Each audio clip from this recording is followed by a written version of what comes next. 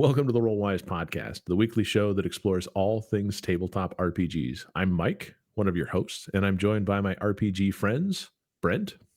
Howdy, everybody. And Jeff. Hi, everyone. So this week, we're diving into the gonzo and weird and throwing our tentacles into the eyeballs of Troika, the RPG. Now, going to the Troika RPG website, you will find that Troika is a science fantasy role-playing game created by Daniel Sell, where you and your cosmopolitan group of fellow travelers explore the ends of the multiverse. You will fly on mystic barges, help dying gods, solve confounding crimes, plunder dead worlds, and meet strange and wonderful people. And Brent, Jeff, and I decided on Monday that we would give this kind of wild and zany game a try. So, first of all, when you guys saw Troika, I think Brent was the one that really kind of was attracted to it the first time. Brent, do you want to tell us a little bit about what drew you to Troika and why you wanted to give that game a try? So normally I'm not kind of the simplified gamer type. Usually I like trad RPGs. And so OSR was never really a thing for me, but Troika was kind of explained to me as like a rules light kind of surreal game, and it has a lot of the surreal qualities that I enjoy. One of the things I tell people when I play it is if you've ever saw the movie Time Bandits when you were a kid, I feel like it's a game that would easily lend itself to a style of game like that. So that's one of the things that really drew me to it. And then of course the art is very folk surreal, which I found very attractive. Lots of bright colors and woodblock style prints. So I was attracted by that.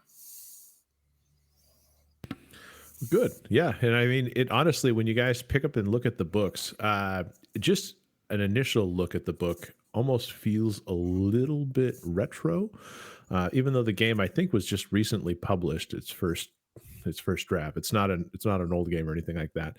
It does take inspiration from older times.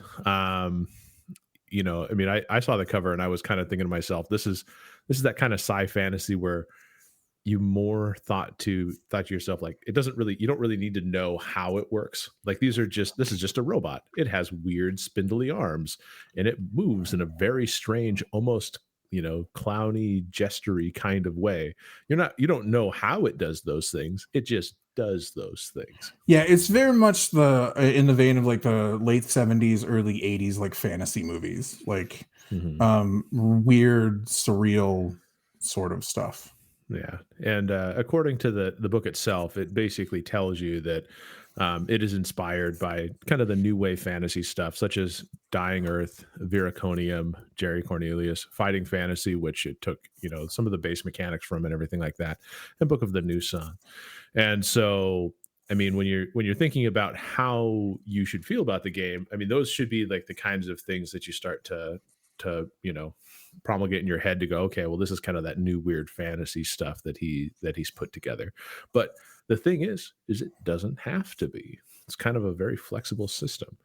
So when we played this Monday, we actually got together and started with just general character creation. And I have to say that in the process that we went through, even though we had very little experience with it, other than just reading the rules, it was fast, it was easy, and weird.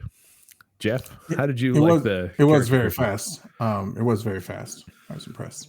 It was quick, and I think that's one of the appeals of OSR games, especially if you're only playing it for like one session. I didn't necessarily think the character creation was too weird. The characters, we went ahead and rolled our classes, if you will, off of a chart, and so I think surreal, is probably one of the best terms. And there's a wide variety of stuff. Honestly, it gives you a lot of leeway if you're in the mood and you're willing to open your imagination to be as quirky as you want to be. Mm-hmm. And I think that helps if everybody's getting into it. Mm-hmm. But the character creation was great. I actually had a good time. Yeah, the presented archetypes are all very quirky, very very strange and interesting, and the character archetypes kind of are the things where you start really getting the feel for how odd and different the world is. So yeah. Mm-hmm. Yeah, it almost gives you, like, the archetypes almost give you the freedom. It frees you from that power fantasy that a lot of times in a more traditional role playing game, I think we all have, where we're heroic and we're stronger and smarter and faster and braver than everybody else, and we're fighting these horrendous monsters and creatures and saving things. You can do that in Troika, but it's not always because you're stronger or more heroic, or it's because you were more creative, maybe. Yeah, usually, yeah. And definitely. And so, I mean, just to kind of break it down, I mean, you basically, in Troika, you have 3 skills, or 3 stats, I should say. You have your skill, which is your baseline for anything that you attempt to do. You have your stamina, which is effectively how much health you have. You can either burn that stamina for spells, which neither Jeff nor myself had. Or did you have spells, Jeff? I had a spell. It okay. didn't come up in the scenario that we were playing, but my Yeah. character did have a spell. Yeah, Okay. you use Second Sight, which is I sort of used Second Sight spell-like, one but time, it's yeah. not. It's more of an ability. Gotcha. But I did have a spell Yeah. that Gotcha. wound up not getting used. Yep. And so stamina is basically your health. How much damage can you take? How many spells can you cast? And it is regained through a resting process that they have. And then you also have your luck, which is kind of a general, like, oh shit, roll luck, see what happens kind of thing. And the cool thing about it is you can choose not to test your luck if you want to just have the DM, have at you. Screw you over. Well, you say screw over, but just have the circumstances, as intended, one could say. Well, when the GM goes, do you want to test your luck to see if you can improve this certain situation? That's usually a hint. I feel like that's a touch of foreshadowing as to what's about to happen. Maybe you want monkeys to fly out of your butt. I don't know. That's true. Or grab you by the face. Yes. And it's true. And then, and so of course, and then as Jeff had said earlier, you cap this entire process by rolling D66 on a background table. Now, we only used the backgrounds in the Troika book itself, which is quite a few. And as Brent had said earlier, it's the art itself is very weird. And I think this is one of those things where if you're not like, this could be really hard to wrap your head around if you don't, if you're used to just kind of traditional fantasy and don't really want to throw yourself into something that is just weird as all hell can be. If you like Terry Gilliam movies, you'll like the art in Troika probably, because they have very similar vibes.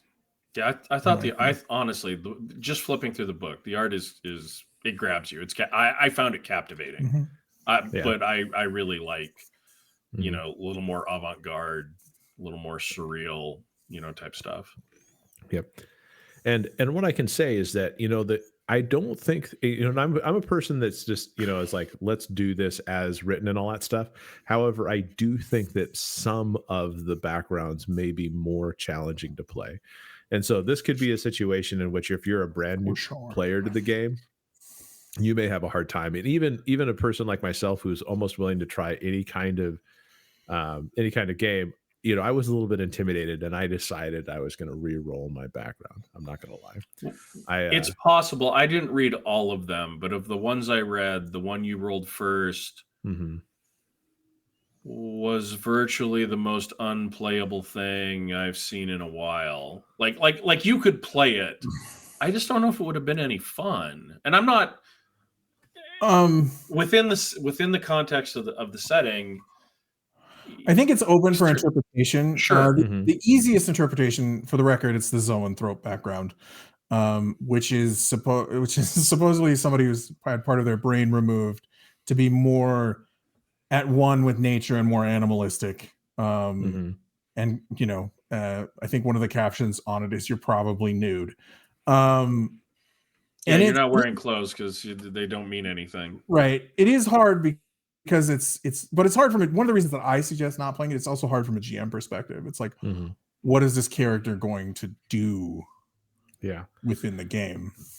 Exactly. So that's usually why I tell people you don't need to play that one if you don't want to. Yeah, and so ultimately, I decided just for our short one shot that I wasn't going to totally derail whatever possible story that would have existed by having me run around the game and just doing random things that was like, oh, I'm not burdened by things like direction or custom or or Clothes. politeness, or close. I'm just going to run around and I mean, Well, why would it's I even go to a hotel? I yeah, mean, it's a character archetype though that doesn't really speak. I mean, like right in the description, if I'm remembering correctly, can speak but usually doesn't. Mhm. Like Yeah. I think there's a lot of room for, like, with all with all of the Troika mhm. backgrounds, like I think there's a lot of room for interpretation. Like I remember I listened to a podcast where one of the characters played a zoanthrope, and he played it more like they're just kind of wacky Mhm. okay, and didn't remember, an amnesiac. So Yeah. like he spoke when spoken to. He like wore a loincloth Mhm. and fancy socks. He liked fancy socks. So like there was a lot of like interpretation and kind of silliness to it. Which I think you could, like, basically you could do that in anything with Troika. It's like, well, I'm this, and it's like, okay. yeah, Well, I think avoiding being too literal is almost a requirement, and I know I can be sometimes. Mhm. So I was glad that I was in the right mood on Monday. I was in a mhm. good mood. I had a great time, but I was open to the experience.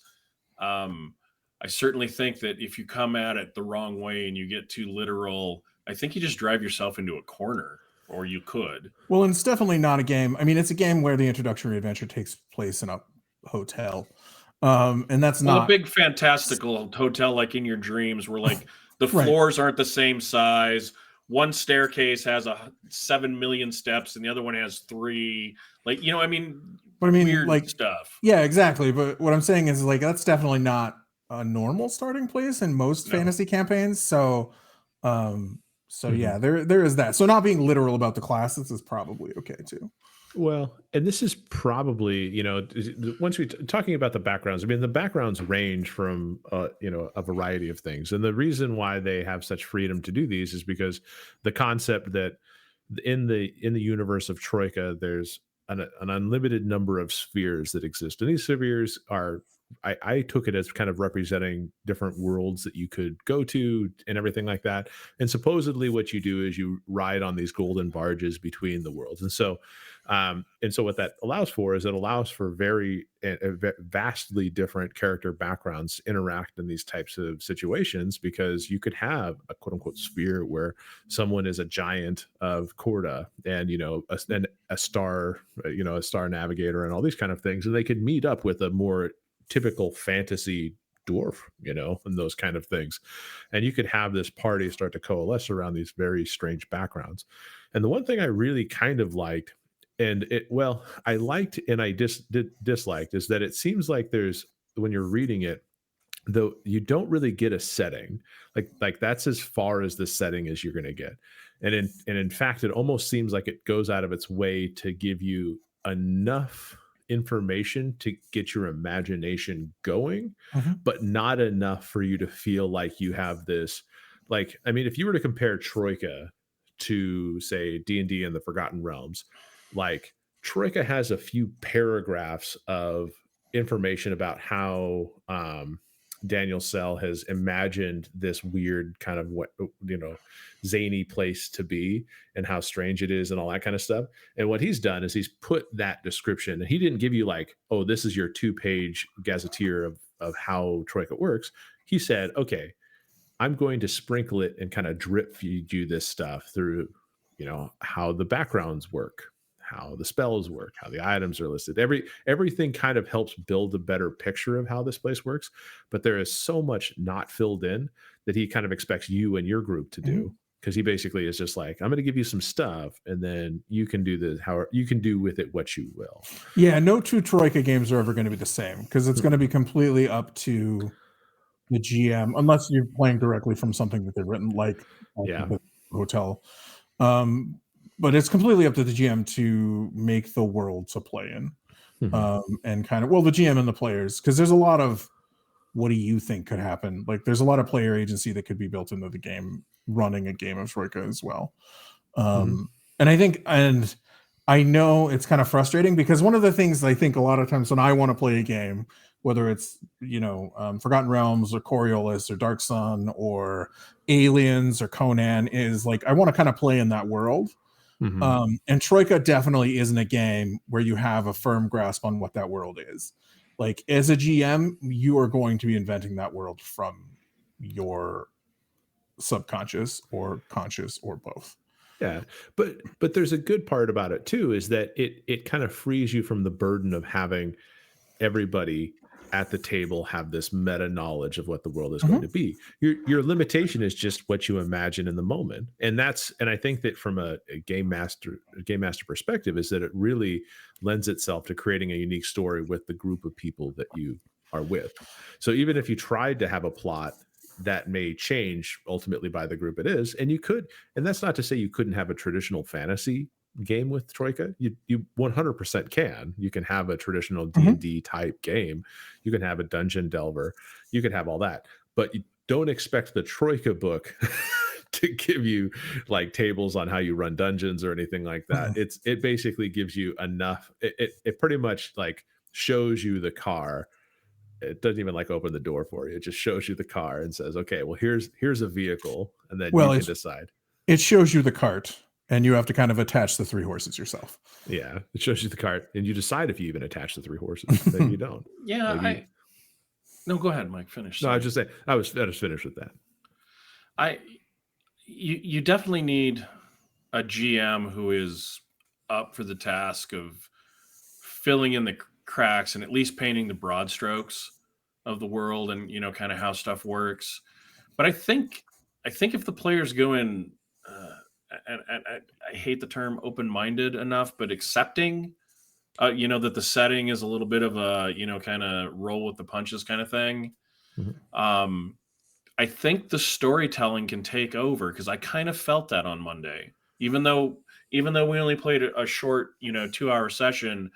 I was starting to kind of get the hang for the feel of at least the hotel. Yeah. But yeah, I can't imagine playing that with certain groups or with certain GMs. Like I would just show up and and be like, I'm not going to play. I'm feeling ill. I need to leave. It's kind of the strength of like Troika and games like Over the Edge, which are those more surreal like adventure games. Troika being sci fantasy, Over the Edge being more modern surreal adventure. The thing with those games that's kind of nice is, one, there's limited setting. I mean, Over the Edge has pretty good setting, but if you're just kind of using it, it's wacky. The whole thing is so wacky and surreal that like continuity doesn't matter a ton either. So like you can kind of do that. Like you can do one of like any story that you want. So much so in Troika, like one of the problems that I have in Troika is it would be hard for me to come up with what everyone's going to do all the time, especially with a more wacky party. Like, why are they staying together? What are they going to do? Like, what kind of adventures are they going to do? So I think what eventually happen with a Troika game is you do really need player buy-in. Like the players will have to, well, my character is going to do this, and then kind of roll with, kind of create the adventure from there. And I think that's a very different from most traditional trad role-playing games.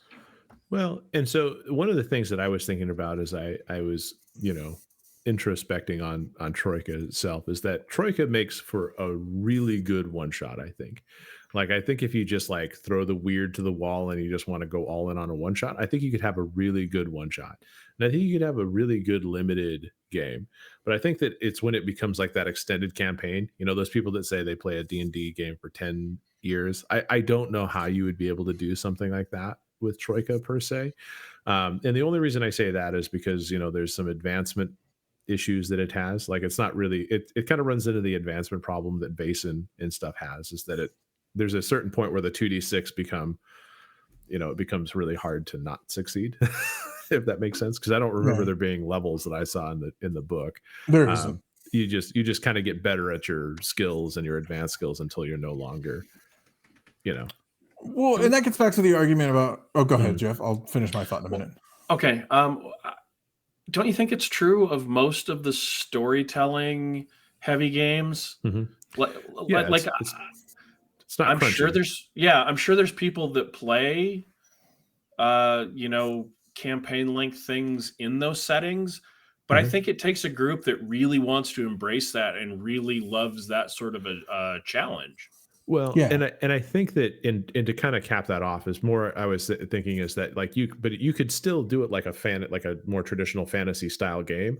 I just the like surreal weird like having it be the weird version of the game for an entire campaign. I don't know if I could go on that kind of gonzo adventure entire time. But then Well, again, I that's mean, fair. who knows? It doesn't have to Uh, always be gonzo, right? I mean, yeah, and I think you'd surprise yourself. yeah. One of the things I would say is like that gets back to the thing that I told it like I think we talked about it a while ago where I said that's what D&D and like Pathfinder do well, right? Is Mhm. they do that character advancement focused game. They're not really about the story, they're about the characters. Whereas I think what happens in games like Troika, if you play them for a long time, is you wind up telling more of just a story about the characters and them doing stuff versus like being concerned with how they advance and stuff like that. And I think Mhm. Vasen's design, I think a lot of the good storytelling games, Troika, Vasen, um, Coriolis, like those, I think a lot of those games are based that way. It's kind of like one of the things that comparisons I always used to use is Shadowrun versus D&D. Like Shadowrun, it's like you start out as a badass.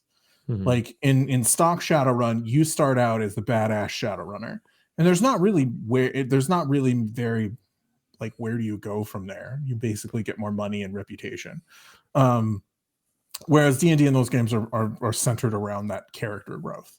Mhm. Um, yeah.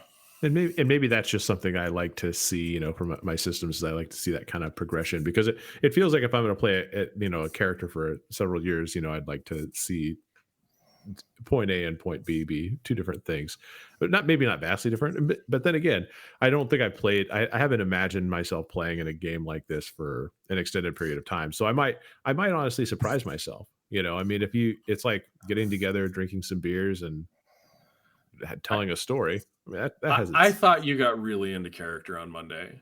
Like well. I I thought always I get the did, character. and I You wasn't guys did. sure It was how I was great. going to respond. You guys did. It was great. Like at the beginning, it was at the beginning you guys were unsure, but like It was a little awkward. after a few minutes, you guys were totally into it. Mhm. Riding your horse up the stairs and everything like that. It was very good. Yeah. I do have to say, you know, but it's like you take tropes, and because I think that's what the setting also really likes is you take and mess around with tropes a lot more because that you know it's not necessarily like and so I don't know if you guys could tell, but my character I kind of combined the trope of Don Quixote and Vampire Hunter D. Mhm. Yeah. That was But the see, intersection. that's that fever dream kind of state that you kind of crossing Salvador Dali and Hunter S. Thompson, a Mhm. little bit. Just I Yeah. The funny thing is, really, what Troika did, running a Troika game did for me is it made me want to run another over the edge game where just surreal modern, Yeah.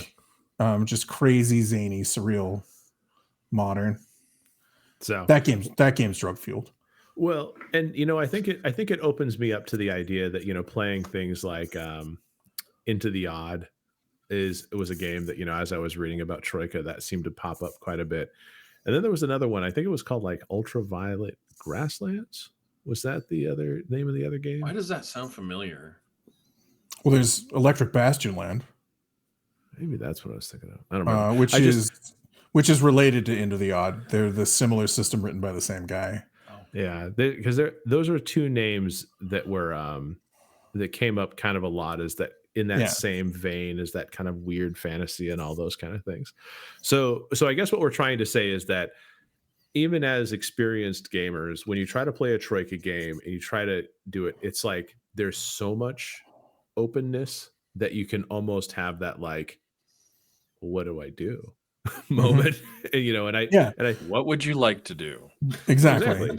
you Yeah. ask yourself, what do you do? What do you want to do? And it's so freeform and so open that it might be intimidating for people that are structured. Like if your entire career was based off of like D&D 5th edition, I have 4 encounters per day and I turn a level, then you're going to get to Troika and be like, this is going to feel really weird. It's going to be uncomfortable. It's not for everybody, but in fairness, I don't know that D&D is for everybody. Like, no, like we have friends who only want to play or run really storytelling heavy games because they had their time in you know, the crunchier systems, and they like the freedom that the storytelling allows them.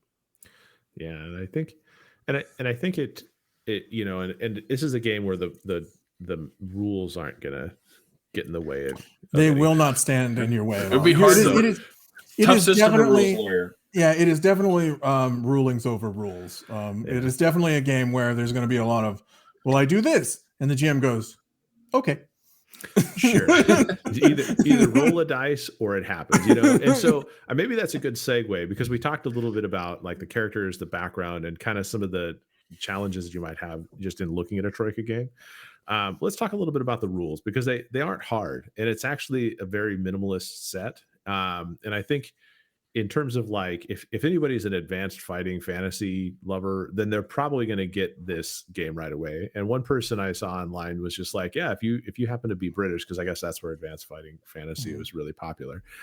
It's like watching old Doctor Who and getting a cuppa. And I was like, okay, because I had never played advanced fighting fantasy, so I don't have that background. But yeah, I don't either. But the Doctor Who reference, especially like 70s Doctor Who. Yeah, definitely. Yeah. So it has this thing. And so basically what you're going to focus on from a dice perspective, it's going to be a lot of 6-sided dice, either a D3, D6, D66, whatever, some permutation of using a couple different D6. And then your goal is either going to be to roll under. So if you're making a skill check, you're going to roll 2d6 and try to roll under that skill. And if you roll 2 6s, that's always a failure. And then you're going to have versus rolls and everything like that, which is basically you're going to roll your 2d6, add applicable bonuses, then you're going to compare results. So like in the terms of combat, which we'll talk about in a little bit, you'll be opposed checks effectively against monsters or whoever you're doing that stuff with. Now you do get advanced skills and spells and stuff like that. And so everyone has a skill number, as I discussed in the beginning, and they're going to basically get advanced skills on top of that. So you're going to get your base skill plus your advanced skill whenever you're making these dice rolls, which is why my two-handed sword lonesome monarch guy was pretty dangerous with that. Your nice two-handed sword. It was a nice two-handed sword. Yeah. All that kind of stuff. Yeah. You know, we're not going to really break down all of the different things in this, but one of the things I thought was interesting is that you get to the initiative, and I thought the initiative, at first I was like, I don't know if I really like the initiative, and the reason is because initiative is run in this way, is that everybody gets 2 tokens. If you have henchmen, they get 1 token. And you basically put all these tokens into a bag or some other thing that you can draw from. And then everybody, or I guess in this case, did they have a special word for the game master in this game? It's just the GM. It's just the GM. Just GM. So you basically the GM takes out a token, and that's whose turn it is. Mm-hmm. And so if it happens to be one of the players' turns, they get to go. And then, or if the monster's turn, they get to go. And you keep doing that. There's also an end turn token. Yep. Yeah. You do that until you get the end of turn token. Now, the reason I didn't like this initiative system so much is that it felt like I had the wrong perspective on it. Is it felt like with the number of monsters that there could be in a given situation, if you were actually having a fight, you could easily be outclassed because it's always the monsters versus you, and then they have more tokens. So probability wise, you're just outmatched. But it does seem as though, because when you roll hand-to-hand combat, you roll an opposed check, and whoever wins the opposed check gets to do damage. Right. So it basically could be that you get multiple turns because the monsters attacking you are effectively giving you a turn. Right. So it's kind of hard to get left out of combat unless you happen to be that glass cannon that sits it dies right back. Or it dies right away. Or dies right away. Because the damage in this game is really weird. It's like it was Right. crazy. But you do have more hit points at the beginning though. I did notice that. Like you guys had quite a few hit points more than the monsters. oh really? Yeah, because I all I can say is that my lonesome monarch would have like I could have killed myself pretty easy if I was hitting myself. Like Well, Hitting yourself. you did have a great sword. I mean, Um, it did a lot of damage. It did a lot more than my just sword. Yeah, and I will say one thing. So, a couple of things that I did wrong is I didn't really play that because I forgot about it. I didn't read close enough. So there was instances where I think one attacked Jeff where Jeff probably should have done damage back to the owl.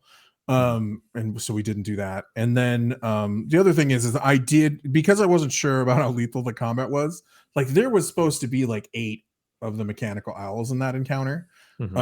Which would have made 16 initiative passes for the owls, which seemed like too many. But now with that rule, it makes more sense as to why that would be the case. Because I mean, if they were attacking you even 16 times, but you were doing damage back to them, which is more likely because you're more skilled than they are, you would be basically still like you don't have the action economy problem that other games have.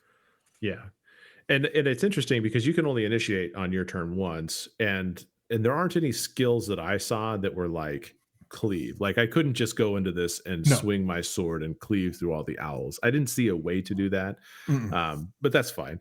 But I mean, if the owls were attacking me, I could basically defend myself against the owls and I could self-defense them to death. I mean, technically, Troika, you could probably make up a rule if you really wanted that sort of combat.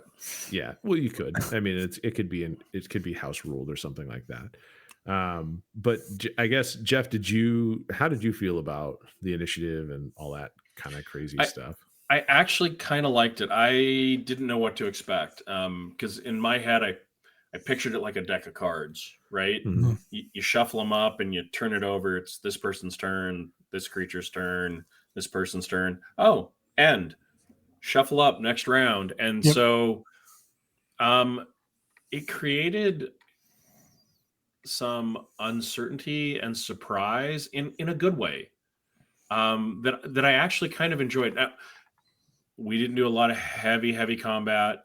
We found a couple of ways to avoid combat, but when we were doing it, I actually kind of liked it and didn't feel like I was left out. I was like, okay, whose turn is it? Let's, I thought it was kind of neat, and maybe it was just the newness, not having encountered something like that before, but I kind of liked it. Well, and I think that there's one comment that I'd want to add is that it also removed the need for everyone to roll initiative and all that kind of crap. Now I think because it's for Troika, I think it really lives in Troika a lot more. So like, could you take this and, for example, could we export this to our Pathfinder game?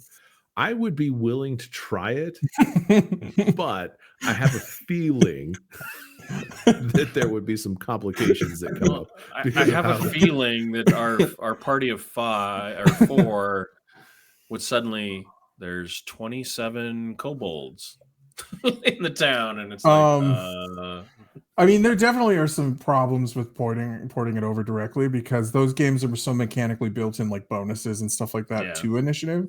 Like it's kind of, I mean, sometimes it becomes what your character kind of does, and so it kind of strips that away. But yeah, it is simple, and I do picture it like a stack of cards too.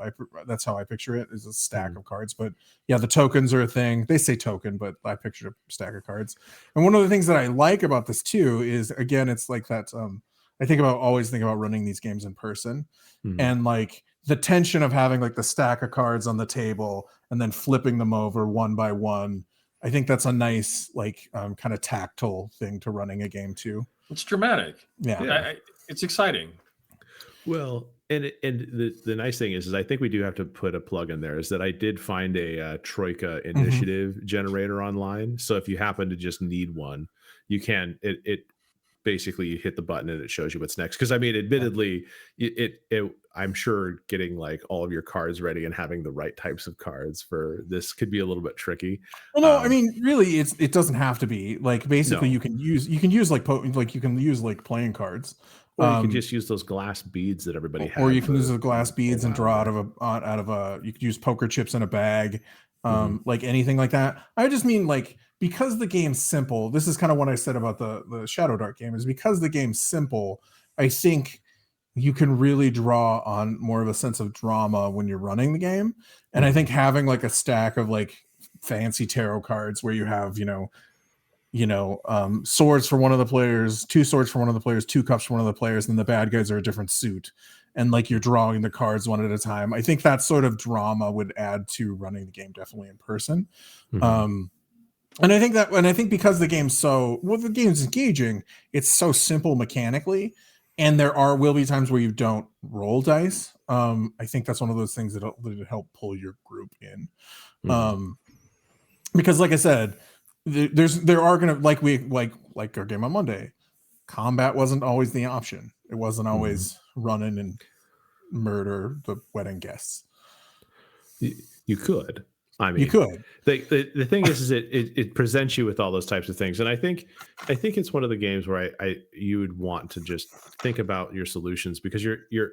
I mean, and I hate to say this about myself, but you basically, if you put yourself in a box, you probably won't have as much fun with the game. You got to kick open that door. You got to let yourself just have fun and be creative. Be like, oh, well, this would be really fun if I did this right now. And just see what happens. Troika is very much a game. What's your first thought? Like, what was the first thing that you really wanted to do? That's what you should. I wanted to swing on the chandelier and jump over his head. Okay, that's what you should do, because the GM in a Troika game is probably never going to go no.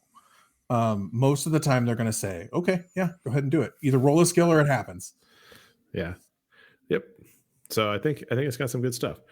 Now, I don't think that there was anything else that was really like comment worthy in the rule set, because I mean, I can't stress this enough. There's a book, but it's not like a long book.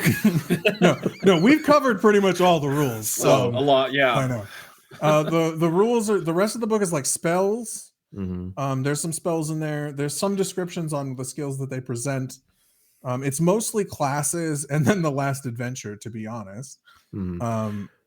Well, there are 2 things that I think maybe it's worth mentioning, is that in damage, they do a weird damage system where you have you basically use damage tables, and the damage tables are based on a d6, and any modifiers such as +1 don't actually affect your end damage. What they do is it's like a matrix. You go, okay, I have a great sword and I roll a 6, so great sword 6, boom, and that's the amount of damage I do. Which, it's like if I rolled at the top tier, it was like 18 stamina, which obviously that's way higher than my d6. So there was a certain amount of deadliness that happens, and so the combat in Troika has a very high level of deadliness. And even when you wear armor, because I liked how they wore armor, I thought that was a really interesting and simple mechanic, is that they literally, you were either unarmored, lightly armored, which did a -1 to the damage roll, so your d6 would get a -1, medium armored, and then heavy armored -2 and -3 respectively.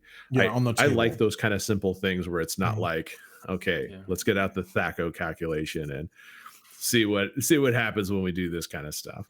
I can't say that 5th edition is hard, because armor class is pretty easy in that, but this is just an easier way to track all of those types of things. You don't have to worry about the minutia of gearing and all of those types. Well, and there isn't that weird thing where armor, in some games, armor both impacts your, like, how easy you are to hit or hard you are to hit, but it doesn't really do what armor does, which is absorb damage. It pretty much absorbs damage in Troika, which is a nice, kind of nice in my opinion. Yeah, no, it's really good.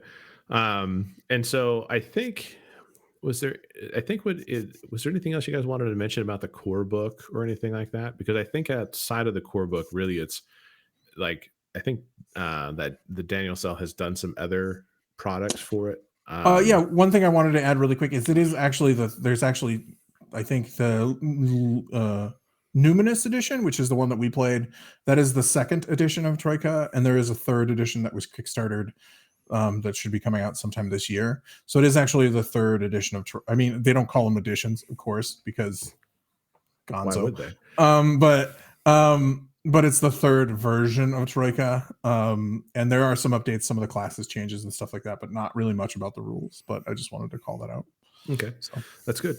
And if you're unsure about how to run something in Troika, there's tons of third-party stuff too. People have really taken a a liking to the idea of just you know an open book, one could say, and they've added their own spin. There's a lot of adventures out there that you could run. So don't be afraid if you're not really like sure you want to do something on your own about the game. You can definitely get somebody else's idea and build that into your own adventure and game and all that stuff. And I think one of the things that I thought would be fun in a Troika game is some of the classic Dungeons and Dragons adventures. Like there's the one, and I never can remember what it's called, but there's the one where your medieval adventurers find a spaceship.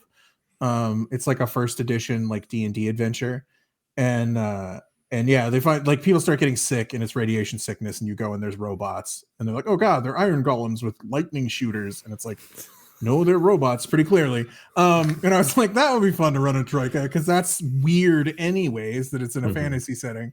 There was also that weird first edition D&D to maybe advanced Dungeons and Dragons where you were in the weird French castle where it was like a series of puzzles like in each room. I think Troika would work well for that. God, I wish I could remember what that module was called, but it was weird. It was trippy, and like most people didn't play it because it was weird. Yeah, and like all of that stuff that seems too weird to do in anything that seems too weird to play in a D&D game, you could probably fit in your Troika game. Really. True. And go ahead. Sorry, I'm talking to everybody tonight. No, you're fine. Go. No, you're good. I was going to say, if you want to run a Troika game, even as an experienced person running games, I think maybe just for the first few sessions, you might want to run one of the adventures that somebody has written already. Because I know people that just don't do that, but I'm not saying you couldn't do it and put your own spin on it, but I think having something pre-written helped all three of us the other night. And I'm not taking anything away from you, Brent. It is a different enough system. Shit, I would have a hard time. Well, incepting an adventure. What I suggest, and I suggest this in all games, is if you have a game you want to run, and you want to make your own adventure, I suggest at least reading a few pre-generated adventures for that game at all, because then you at least get an idea of what the person that wrote the system and setting, what kind of stories they thought were best to tell. And so you can kind of get an idea of what kind of story that you can write for the adventure that'll work, because there are stories that you will write for some games that just don't work. Sure. That's a great tip. Thank you. Yeah. So, I mean, in all honesty, I have to say personally, like I grappled with Troika and whether or not I liked it. And I feel like Troika is I think we're at the end where we basically talk about our final opinions on this. So if you don't mind, I'm going to go ahead and go first. Go for it. But I feel like there's a part of me that was just like, I almost feel like I'm looking at the banana taped on the wall. This is so simple and so easy and not a lot of substance in like the way I'm used to receiving substance in a role-playing game, that I'm like, is this really art? Like, this is just a banana taped to a wall. Like, what am I missing here? And then somebody, and then kind of doing more research on it and kind of reading into like what the game is supposed to be about, how the inspirations work, and how purposefully he withheld certain things like a detailed gazetteer on a setting and all those kind of things.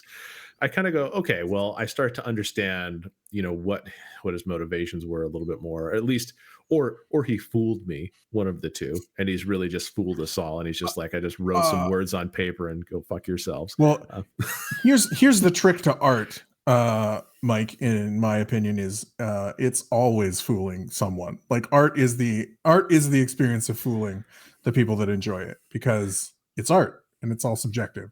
So, well, and I mean, how about this? I'm just going to read the intro to the book here that kind of talks about what it is and why I was kind of like on the fence about it, is because it's basically like, what is this? It says like the third paragraph, it starts with, beyond that, What you have here is Troika, a science fantasy RPG is what players traveled by Eldritch Portal and non-Euclidean labyrinth and golden-sailed barge between the uncountable crystal spheres strung delicately across the humpback sky. And I was like, what the fuck? I like the non-Euclidean. I like that because it ties back to that weird comment I made about like the dreamscape. Mhm. You know what I mean? Like Mhm. where like sometimes when you walk, you can walk like really fast, or you can jump and sort of float or fly, or Well, there's a lot of freedom. Well, but my brain was more like, is this guy just stringing a bunch of words together to fuck with me? Okay. Like, I don't think so, but sure, I can see how you could see that. Yeah, and I see that sentence as purely inspirational for running a game. Like, like that sort of thing, like conjures pictures in my head of places to go. And I think that's the difference. Like, you will either read that sentence and be like, "Oh, I can see places to go in that sentence," or you're going to be exactly that. What the fuck is he talking about? And if your instinct is what the fuck is he talking about, it might not be the game for you, at least to run. Yeah, it's just like, I feel like this guy just got out a dictionary and started picking words at random. If I didn't see the word Byzantine in there, I would have been disappointed. Well, I mean, he did do that a little bit because I had to look up the definition of what zoanthrope actually means, and only then did I have more understanding what the actual like archetype was. I was like, oh, just more education, really. Like this is from the UK. They have better schools over there. That's really what that's really what Troika broader vocabulary is education. Yeah. So I really, after wrestling with this in my mind a little bit, I see where its place is, in my opinion, at least. And so for me, I think this is a great game that you could introduce somebody to the idea of role playing. You don't have to make it weird, gonzo, wacky, and all those kind of things, but you definitely can. What's then you have to, unless you're me, because then you have to. Then you have to, yeah. But if you want a simple game that allows for a lot of flexibility, this game is it. If you want to just run something with very minimal time explaining to your players how to get there, this is it. And you could create backgrounds. You can hack this game in so many ways that it's really a testament that, you have the flexibility to play this game however you want to with just a very few baselines. So, but if you want to be like Brent said, if you have that person that like, you're like, why do I care about this game? There's no like meta plot. There's no world that's already fleshed out. There's nothing for me to sink my teeth into. Then yeah, you may not find this game to be for you because you wanted that kind of communal experience of, exploring the Forgotten Realms together. So you could kind of go, oh, hey, you guys remember what happened in Waterdeep? Like that is really rare to happen in a game like this because you're not going to have that kind of world building. No, it won't happen at all. So you have a different kind of world building though. Sorry, I don't want to jump into no, definitely until you're done. No, but so that's just my thoughts on where it is. It's warmed on me over the course of the last week because I was definitely vacillating back and forth. But that's me. You used the term punked at one point, so yeah, I did feel like I got punked by this game, like a little banana bit, punked apparently, which is a different Troika game. Oh man. I'll write that down somewhere. Banana punked. So that's me. Who wants to throw their 2 cents at this wishing well? I'll go next, and I'll let Brent close this out. I don't have too much more to add on top of what I've done. I really enjoyed Monday. I had a lot of fun playing this game. I don't quite know why I responded that way, but I kind of liked leaving our regular world and following Alice down the rabbit hole, for lack of a better metaphor there, and winding up in this fantastical world where things were just a little off. It was fun, it was quirky. Brent ran the game, I thought, really well. I thought you and I got into character, Mike. And I had a ton of fun. I agree with you. Probably not a game for everyone. Probably not a game for every GM. But if you are open to using that shared storytelling mechanism to kind of create a world as you go along, I think you could have some really memorable stuff. I was Bob the Demon Hunter, and nobody believed that I actually killed demons when I did, to the point where I decided that people in the world thought that demon hunters smelled of garlic, so I started rubbing my body with raw garlic, so they would believe me when I said I was Bob the Demon Hunter. Like, and maybe that's not Salvador Dali weird, but it's I haven't ever done that in a D&D game. Maybe I need to. Maybe I need to open myself up a little bit, but it kind of took me to places that I haven't been in a while, and I really enjoyed it. I really did. Go ahead. I think you actually hit an interesting point there. I think that playing a game like this does kind of open up those imaginary, those channels, those pathways in your imagination that when you go back to a different game, I think Mhm. you'll be better for it. So, I mean, there is that benefit that even if this doesn't become your normal weekly game, Yeah. assuming that you play weekly, bi-weekly, whatever it is, if this isn't your normal game, then you could take what you've done in this game and go, okay, well, now I'm going to go have a different, renewed, refreshed, or even just a different, different approach to how I played the other game. I think that all games benefit when you add more storytelling into them. Now that I have played more storytelling heavy systems, and I'm not an expert, I'm not pretending to be an expert, but as I continue to get exposed, I'm finding that I really enjoy them and that it's opening up my role play, even in the crunchy systems. And I think there's a real benefit. And I don't know, maybe it's just the way my brain and Brent's brain is wired. Like,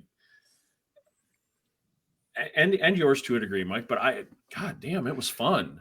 I really liked it. I really did. And the book looks great. I can't emphasize this. For $25, if you want to take a flyer on something, this is a striking book on your shelf, if for nothing else. Yeah, the And we've Troika all stuff got is those all. books that Yeah. just look good on the shelf. But Yeah, the it's a Troika good- stuff is all very cool. Like all of the Yeah. art from all the Troika books are very cool.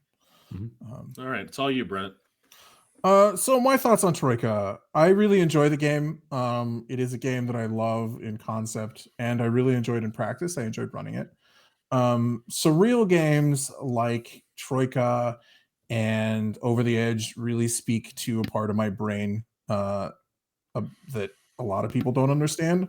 So it's really nice that I can sometimes make a story in a world where people can kind of play around in that sort of like liminal space that is my brain. So I love those types of games. And Troika is nice because it doesn't, like, one of the things that's hard about an Over the Edge game, which is a game I absolutely love. One of the things about Over the Edge is like Over the Edge is so big. Like Over the Edge is like, make a character. Well, what kind of character? I don't know. What do you want to do? And then you kind of like have to figure something out of this great big pile. One thing that's nice about Troika is Troika says roll 66. Okay, well, that's what you are. Like you can, it starts limiting. It takes that pile of you can do anything and limits it down enough to where you can get in character. Where sometimes like Over the Edge, you can struggle with that. So I really like that about the game.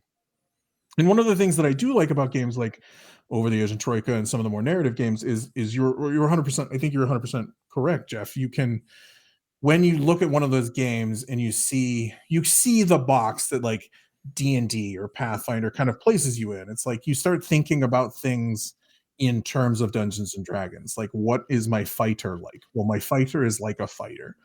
As opposed to saying, no, my fighter is a demon hunter who smears himself with bear grease and garlic and walks around at night looking for demons. Like you miss out on those character stuff because you get so focused on just being that D&D character. And so that's why I really love these games, is it really does inspire you to kind of be a bit different about how you run games and maybe a little bit of how you play in games. So I would suggest everybody at least like pick it up and read it. Like even if it's just a PDF, I don't think it's very expensive on Drive Through RPG either. They're not really long books, but like just read it because it's like you will be inspired to something. I think anytime you read something like Troika. And if you're looking for something specific, like there's tons of Troika hacks, like Mike said, and also there's some other systems, or not systems, like worlds that Troika uses. There's a book called Acid Death Fantasy, which is more like John Carter of Mars, Zardoz, Dune sort of stuff. And it has, get this, a whole 3 paragraphs describing the world that you can play in an Acid Death Fantasy. It's like, It's like a banner description of a setting. Why would they paint me into a corner like that? Which I never. Which the funny part is like until you pointed out that there was no background at all in the Troika game. Like I didn't notice that. There's a dearth in Acid Death Fantasy. Like it's amazing. Your cup runneth over with this game. Well, I mean, like I said, I think I mentioned a few episodes ago where I'm like, I really like jumping into the lore of a thing, and so as soon as I saw that hump-backed the sky and all that stuff, I was like, oh, this is really neat. Then I read through the book and I was like, where's my meat and potatoes? There's nothing else in here. I mean, I didn't realize I had picked up the Troika vibe through reading just the stuff in it, but at the same time, I was just like, I was thinking there might be a page, maybe 2 pages. Nope. Okay. Really, really, what I think this points out with Over the Edge, the similarity with Over the Edge and Troika and its first adventure is there's monkeys in it, and I think that's really one of the things that inspires me in games. In Blank and Thistle, the hotel game, spoiler. All of the waits, all of the guard staff, and a lot of the waiter staff are mandrels. So I really enjoyed that. Yeah. So yeah, that's our episode. We talked about Troika, the really weird sci-fi fantasy RPG that doesn't have to be weird if you don't want it to be, but definitely. Well, yeah, you could make a standard fighter. Like you could make a fighter pretty easily with the Troika rules. You totally could. You don't have to be weird, but it is fun to be weird, right? It is fun to be weird. I've been telling myself that for a long time. So I think it, we've given you our opinions. I think we can pretty much wrap it up because we somehow made an hour-long episode out of this. So we really appreciate it if you've made it to this part of the episode. Thank you so much for listening. We love you platonically. And we hope that you continue to listen. So Jeff, do you want to tell them where to find us, and then Brent, you can sign us off? If you have any thoughts about this episode, or you've played Troika, please leave a comment. Like, subscribe if you want to hear more of this type of content. If you'd like to get in touch with us outside of the comments, Twitter and YouTube and Facebook, it's at Rollwise, or with Gmail, it's rollwiseguys@gmail.com. And as we always say, thank you everybody who's listened this far. Thank you everybody who likes, subscribes to the videos, and thank you everybody who takes time to listen to us. We hope you enjoyed the episode. Go watch Time Bandits. It's an amazing movie. And as always, roll well and roll wise. And scene.